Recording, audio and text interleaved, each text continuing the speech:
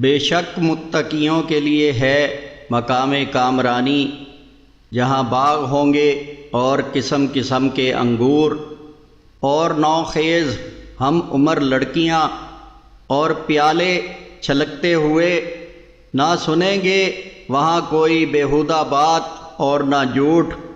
یہ صلہ ہوگا تیرے رب کی طرف سے اور انعام کثیر اس کا، جو رب ہے آسمانوں اور زمین کا اور ہر اس چیز کا جو ان دونوں کے درمیان ہے۔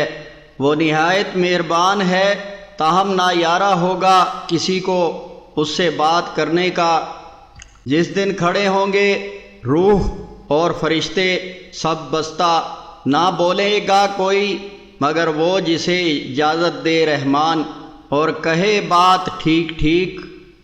یہ ہے دن برحق، اب جس کا جی چاہے بنا لے اپنے رب کے پاس ٹھکانہ۔